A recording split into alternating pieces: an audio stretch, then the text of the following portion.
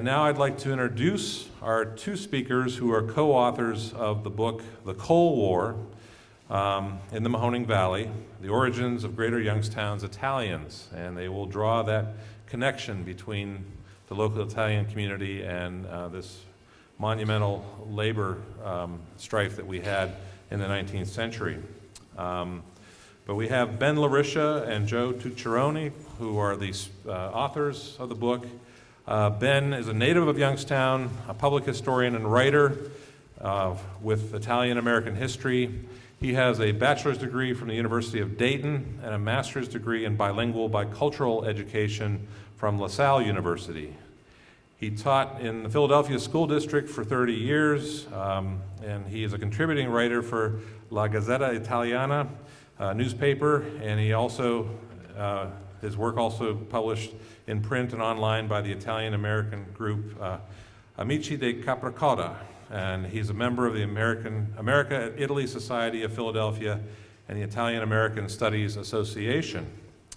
Joe Tucciarone is also born in Youngstown, raised in nearby Hubbard, Ohio.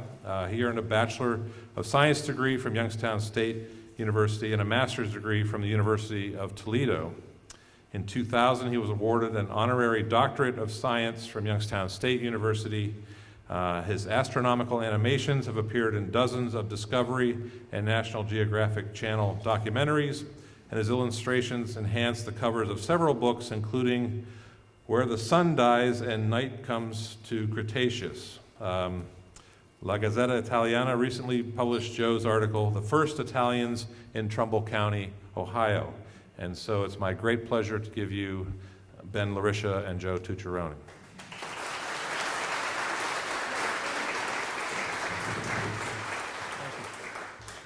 Thank you very much, Bill. And this is a really nice facility. We're very proud and happy to be here to share our research with you. And I just want to mention that this all began as a personal quest for me. I'm never claimed to be an author, and I never knew anything about coal mining. When I was a kid, I knew that Youngstown was a big steel town. That's all I knew. But 8 years ago, I decided I wanted to find out about my great-grandfather's saloon in Hubbard.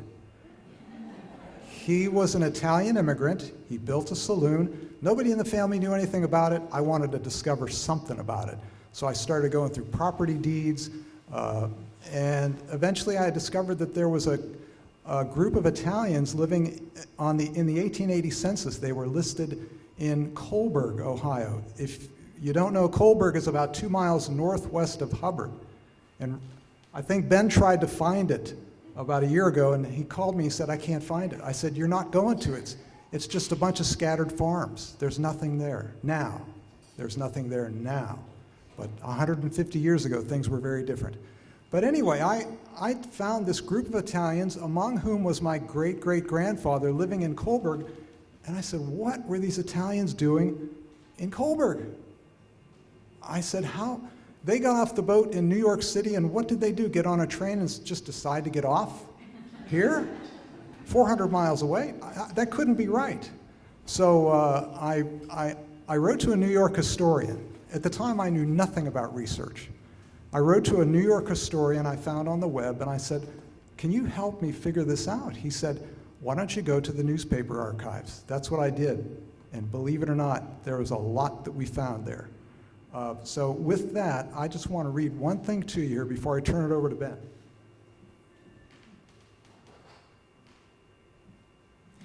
As I said, growing up in the area when I was a child and a young man, I knew that Youngstown was a steel town. That's all I knew about it.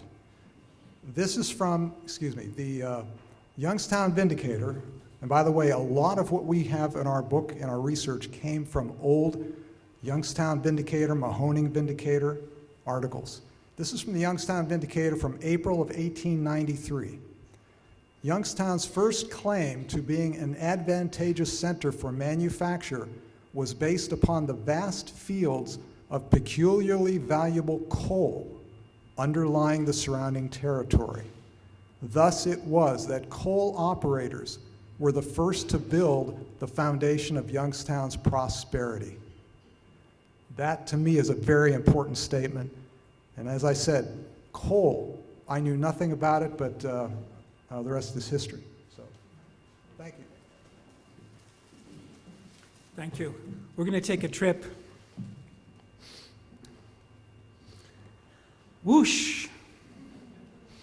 In the summer of 1977, at a home on Youngstown's south side, occupants hear a loud noise and a whooshing sound. When they open the garage door, they find that almost the entire floor of the structure, measuring 20 by 20 feet, is missing. What was that all about? A lost history came crashing through to the modern age, for the garage had been built over an abandoned coal mine. Known for years as the Steel Valley, Iron and Coal Valley could have described the greater Youngstown area from 1840 to 1890. In fact, in 1873, a widespread miners' strike occurred here. It was momentous, and the consequences were far-reaching. In addition to the public alarm caused by the rediscovery of long-abandoned coal mines, the revelations fell on a few sympathetic ears, for some detected faint echoes from family histories. This is the saloon. Here we see Joe Tucciarone's great-grandfather, Joe Madeline, on the porch of his hotel and saloon in Hubbard, Ohio. There was a family legend that Madeline had owned a coal mine. What did coal have to do with the family's early history? I had stories too from my grandfather. Around 1906, he left his Youngstown foundry job because of violence on the shop floor. The following year, he and his brother opened Lariccia's Imported Foods on East Rain Avenue in the Hollow. Why would Italians find themselves so menaced at work? Why such hard feelings against them? As the public became engaged with reports of more abandoned mines and subsidences, a clear fact began to emerge. For over a century, the Mahoning Valley had produced much wealth for the United States. The foundation was coal. In a time machine, let's return to that golden age of coal that saw the rapid development of our valley. Beginning around 1840, local coal is used for fueling the area's ironworks. It is a welcome replacement for hardwoods that need to be first processed into charcoal. Local coal can be fed straight into a furnace. There is no coking necessary, no processing necessary. It gives the valley's early iron industry a powerful head start, with the most productive Ohio mines located in Trumbull County. Our talk is going to touch on the last three sites on this list. These are the locations that have yielded the most important information on the tumultuous events of 1873. The richest coal fields are found in Hubbard and Liberty Townships. Soon, mine owners and investors developed railroads to get their coal to markets as far away as Lake Erie ports, even to Chicago. Now, those lines you see up there are not highways, but they are railroads. The amount of coal extracted from the Mahoning Valley almost triples between 1854 and 1864. The Civil War creates a boom for our local iron. It's needed to supply the Union Army's weapons program and the rail system necessary to transport troops. This leads to greater growth in mining. By all accounts, Chauncy Andrews, think of Andrews Avenue? Chauncy Andrews is the area's foremost developer of industry. By the outbreak of the Civil War, his mineral kingdom is in place and his fortunes increase during wartime. Andrews becomes one of the generals in the Coal War. In fact, his role in the 1873 coal strike proves decisive, especially for Italians who would soon arrive in the Mahoning Valley. In autumn 1872, orders for iron begin to slump, causing a slowdown in the coal trade. Faced with a declining market, mine owners from the Shenango and Mahoning Valleys meet in Youngstown to discuss their options.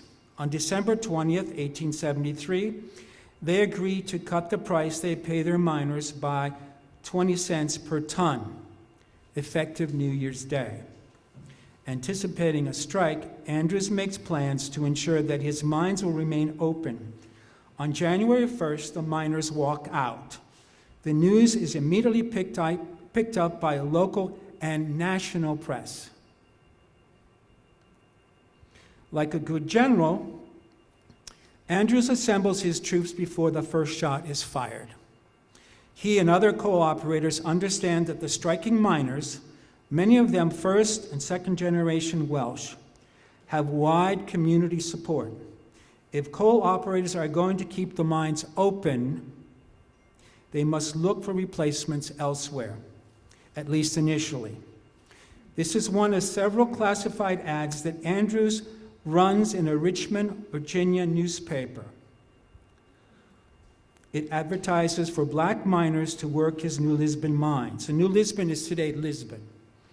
Note that there is no indication that the Virginia men are being sought to break a strike.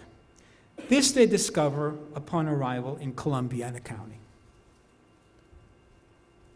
A great many of the miners in our valley were born in Wales or are second-generation immigrants.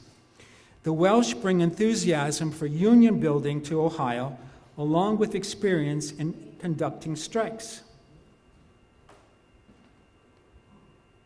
In the 1870s, Ohio miners are paid by the ton, not by the hour.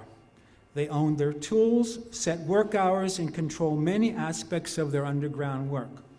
A common saying of the era is, a miner is his own boss. They have wide respect in the community because they are the first responders to mining accidents. They have a very close relationship to their mines, almost a proprietary relationship. William Powers, another coal operator, also recruits black miners.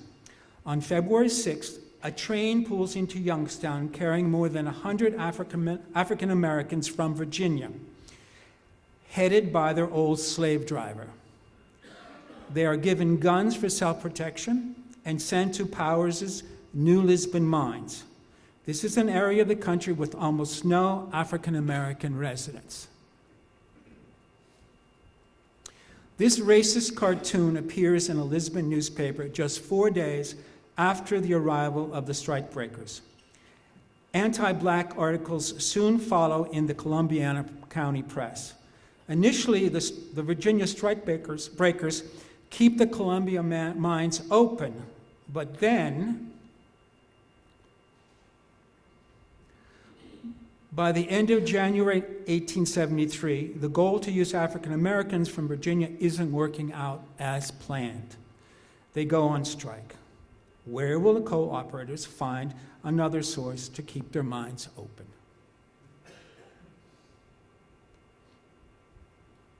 Across the Atlantic, Italy can't provide enough jobs for its growing population.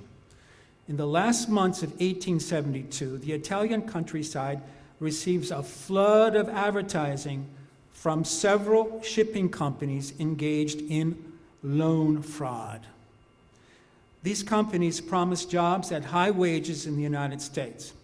This results in a steep increase in Italians arriving at U.S. seaports. Destitute and with no contacts for jobs in the United States, Italians arriving in New York are housed at public expense. In the middle of March 1873, telegrams fly between Youngstown and New York City. You see what's going to happen? Okay, a representative of the Mahoning Coal Company arrives in New York, where he recruits 100 Italians to keep open the company's mines at Kolberg in Hubbard Township. The new hires, just as the Virginia men, receive no information about the ongoing strike. So what's going to happen now? Okay, now finding Kolberg. On March 19th, the first contingent of Italians arrives in Kolberg, a coal camp of over 1,000 miners and their families. The Italians are bivouacked in an area that years later will be called Little Italy. None of the men have mined coal. There are no coal mines in Italy, except in Sardinia, but we don't have any immigration from that island. But maintaining production is not the reason for their employment. Let's take a look at the Italians' barracks in Kolberg. Does anyone know where Kolberg is here? Has anyone heard of it? There's a Kolberg Lake. Okay, you can see Mount Everett Road. I got to it 2 days ago by Warner Road. The arrow indicates where the Italians are housed during the miners' walkout. They continue to live there after the strike is over. The section becomes known as the Blocks and later as Little Italy, a term that lasts for decades. This is the first Italian immigrant community in the Mahoning Valley. In May, a second group of Italians arrived to work mines owned by the Churchill Coal Company in Liberty Township. And I know we have a few people here who live in Liberty. Okay.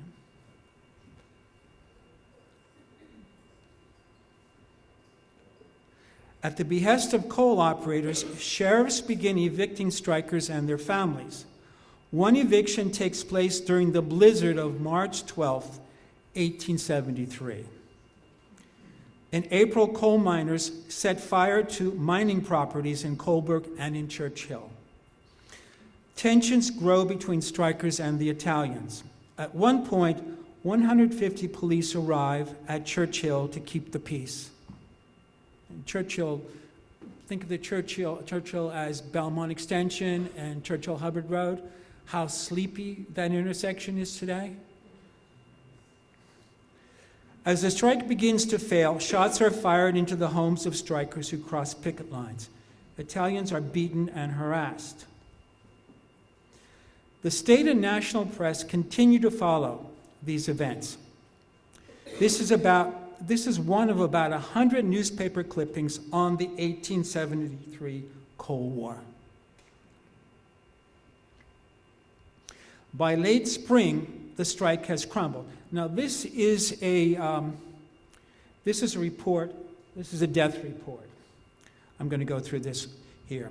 By late spring, the strike has crumbled. On July 27, 1873, hatred toward strikebreakers rages outside a Churchill boarding house. Giovanni Chiesa, or John Church as he was known in English, goes to draw water from a well. This is his death report here. Chiesa runs back into the house. 200 men armed with knives and clubs surround the building and set fire to it. There had been a scuffle between Chiesa and a Scottish, probably an ex-miner who couldn't get his job back, because a lot of them were blackballed after the strike failed.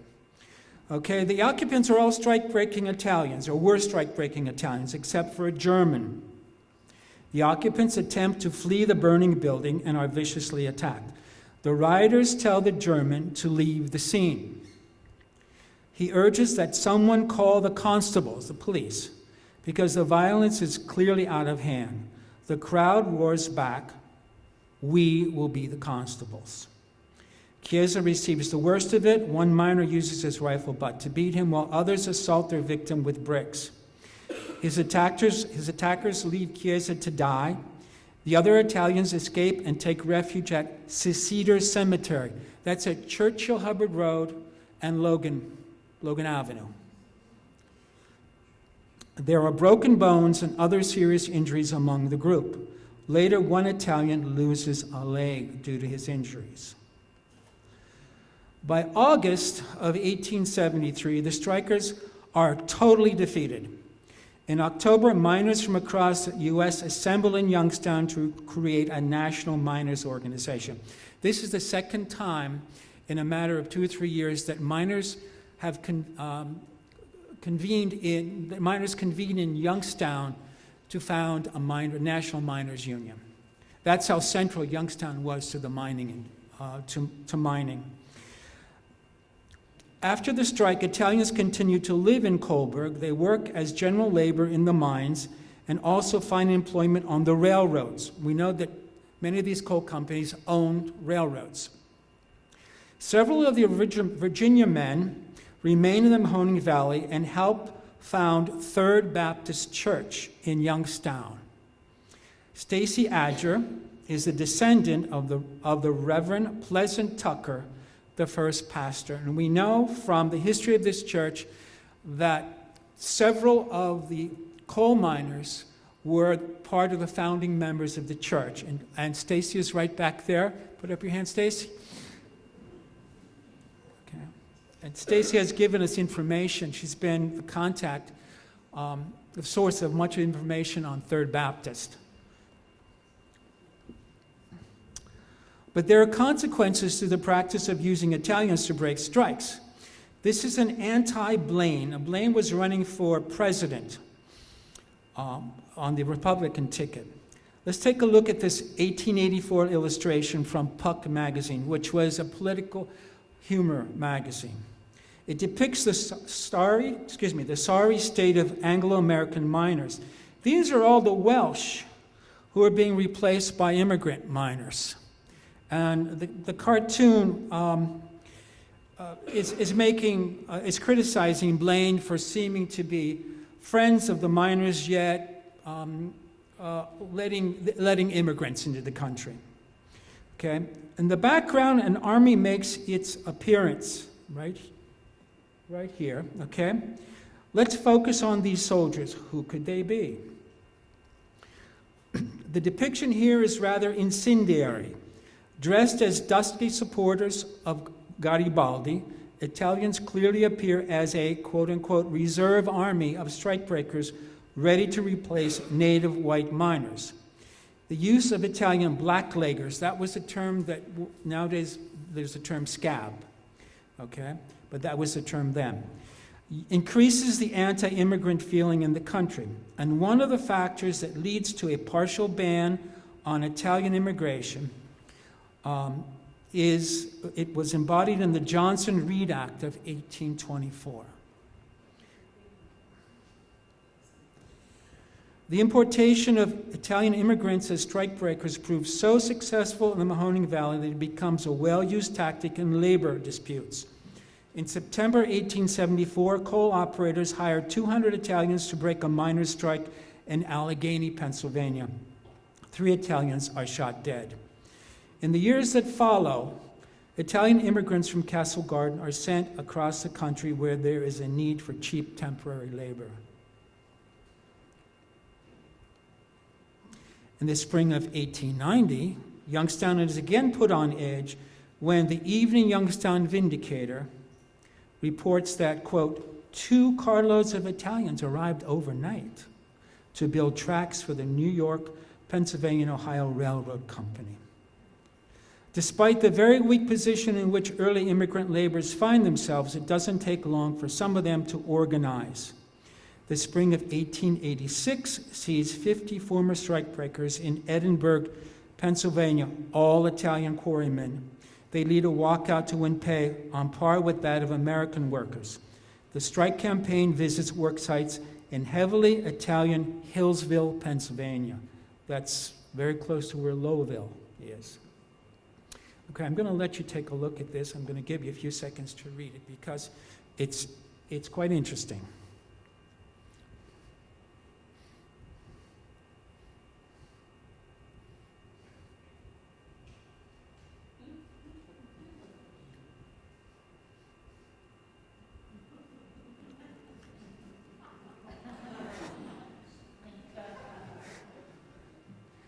I think that says a lot. Italians demonstrate strength on the job, okay? By 1903, the Italian Mine Workers of America has at least one paid Italian organizer in Western states. They also had African-American organizers in the South. Okay. The officers of, now closer to home, born in coal dust. What could that refer to? Born in coal dust.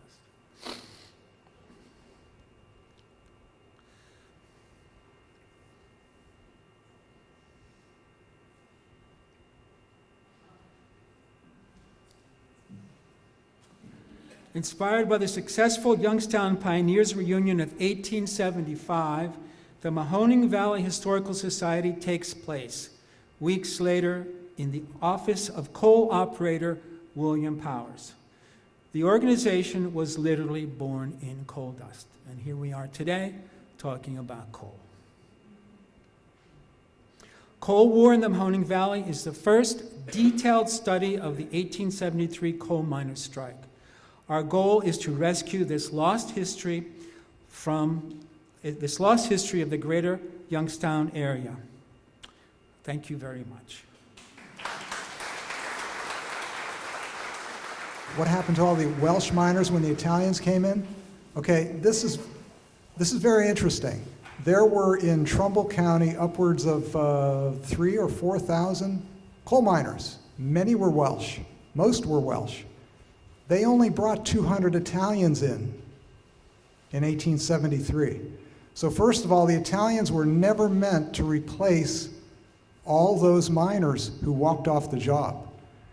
So, and also, when the strike was over, 3/4 of the miners, the Welsh miners, were allowed to return to work. So most of the old miners were allowed to come back. Only those who were listed as agitators or union leaders were banned forever from the mines, but that was a small minority of the total.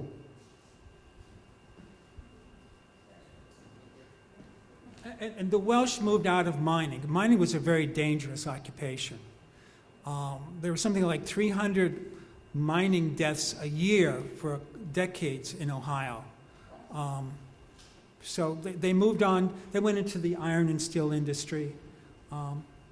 That's my understanding. Briar Hill was once mainly Welsh.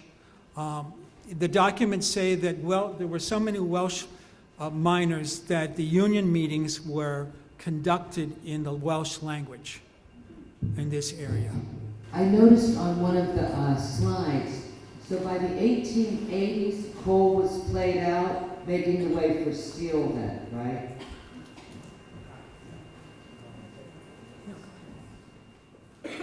Yes, I believe that by 1880 or 1882, I forget the exact date, in Hubbard Township, all but 3 mines had shut down. They were all played out. Coal really descended very quickly as the source of the area's prosperity. By the 1880s, most mines had shut down. And the workers, many of them, made the transition to the iron industry because, as Ben mentioned, the coal operators also owned the railroads and the iron mills. Chauncy Andrews owned both coal and iron interests. William Powers, I'm pretty sure, I can't say for sure, but many of the coal operators also had the iron mills, and that's where these former miners went. They went to the railroads and to the iron industry. But yes, by the middle 1880s, the majority of the coal was all taken out of the ground. Are there any lasting impacts on the landscape of the area? That's a good question. The steel industry and the remains on the landscape. I was wondering if there's any. A lot of the mines were slope mines that they would just dig into a hill, okay? And there were deep pit mines too. There was a report done in the 1940s before World War II on the condition of the mines. There were a lot of abandoned mines that were open and accessible, dangerous. There were substances in the coal veins that were poisonous, and there was some alarm about that. The government also was interested in how much coal was left because the U.S. was facing a war in Europe. There's the problem of subsidence. I don't know how many people here have had to take out subsidence insurance when they purchased a home. Everybody. Yeah, so that's a lasting effect. I understand that there are coal mines under Liberty High School. I have a cousin who lives in that neighborhood, and he's worried. You know, you can actually see the old coal mine maps, and you can gauge where your house is. That information is available online. When they're doing work on Fifth Avenue, that they have actually found some shafts and that they're doing the sewers replacement. Ben lives in Philadelphia and I live in Florida now, so I don't think we're up on the latest news, sorry. Okay, but you know, it was said that you could walk underground from Austintown to Mineral Ridge. That's, I don't know how true that is, but I've heard that. I do have a question. Could you tell us a little about the Italians that were brought here? What part of Italy they were from, and maybe a little bit about the history of those folks? We just met today. As Ben mentioned, there was a fraud in Italy in the fall of 1872. There were swindlers promising great jobs for great money in America. Thousands of Italians suddenly swarmed in to Castle Garden in New York City, but they came from a very specific location. The operators were not spread across Italy. They were focused in basically the province of the Molise and Campania, a small region around villages known as Agnane, Carovili, Pietrabondante, and so many of the Italians in the Youngstown area, even today, have roots that go back to that very small region. And that region is only about the size of the Mahoning County. It's a very small region. And many of those thousands of Italians who came in the fall of 1872 came from that region. They were in Castle Garden at the right time to be recruited by the representative of the Mahoning Coal Company. And so that's why so many of the miners were from such a small part of Italy. Did I answer your question? Okay. Then there was Marco Antonelli, who was from Agnone, and he loses his wife and returns to Italy in the 1880s. And when he returns, there are over 400 of his paesani on the same ship with him and his new wife. And that adds to the number of Agnonesi here in the area, and it gives that particular town, the members of that town, a real big boost in terms of the leadership of the Italian community here. Did this surge of immigration of the Italians have anything to do with the startup of the mafia?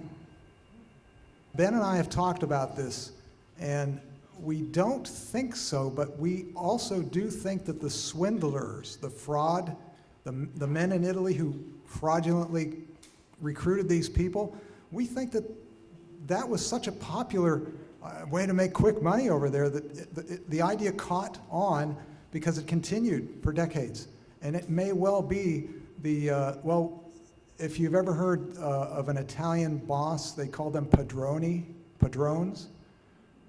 The Padrones may have been a direct offshoot of these swindlers. And what's the difference between a Padrone in Italy and a mafia leader here? I'm not sure if there's maybe much difference at all. So that's a good question.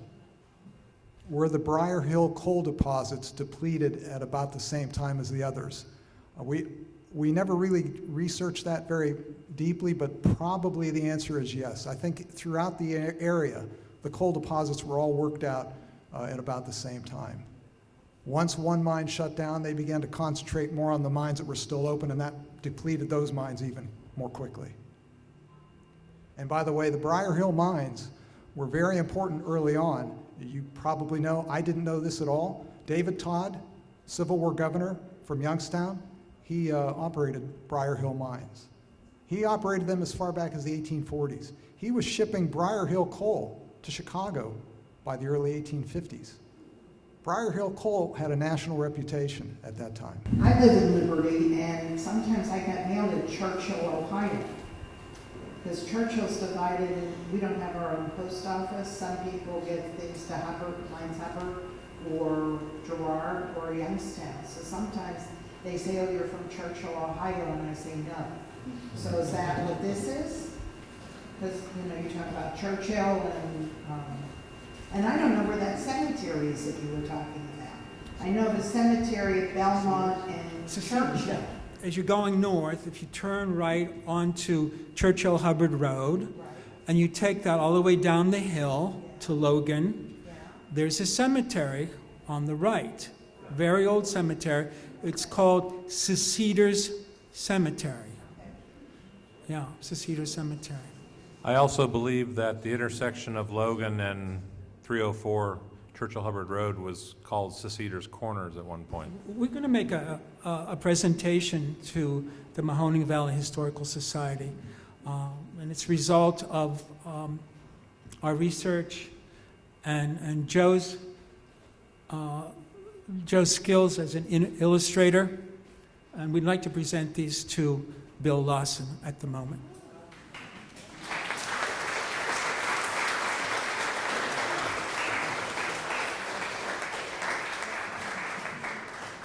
Oh, that's beautiful. There's another one too.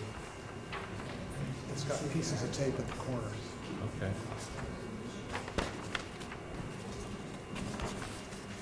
So there's the what Joe put together. That's beautiful. Thank you, Bill. While he's holding this up, Chauncy Andrews was the #1 producer of coal in the state of Ohio by 1870. That's how important he is to our story. Alonzo Fassett set up Youngstown's first daily newspaper in 1873. Two very important people in history here.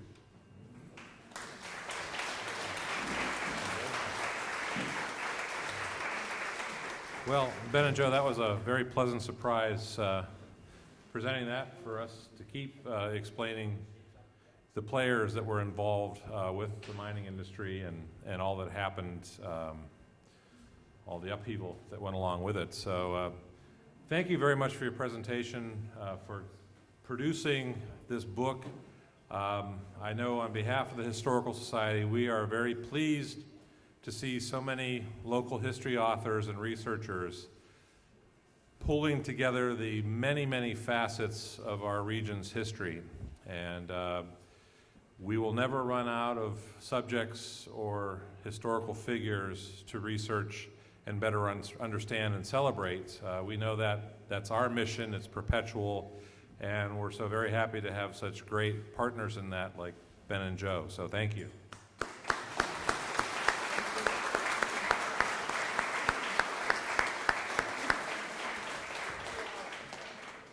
I will add a confirmation. Those of you here, anybody that lives in especially Trumbull, Mahoning, Columbiana County, if you own property and have homeowners insurance, there is a mine subsidence rider on that. It's required. And Ann Harris, when we had all those shafts that were caving in, she put together maps of the mines and the extents of the tunnels, and I've never seen them, but I think it's just breathtaking how much literally has been undermined in this region because of that industry in the 19th century, but it's also a very important part of how we became who we are as a region and as a collection of communities. So it's fascinating history, and I thank you. So next month, Thursday, August 15th, we'll be learning more about Boy Scouts here at noon. There are books available downstairs in the lobby as you leave, and Joe and Ben are here too, and thank you all for coming again, and look forward to seeing you at our next program.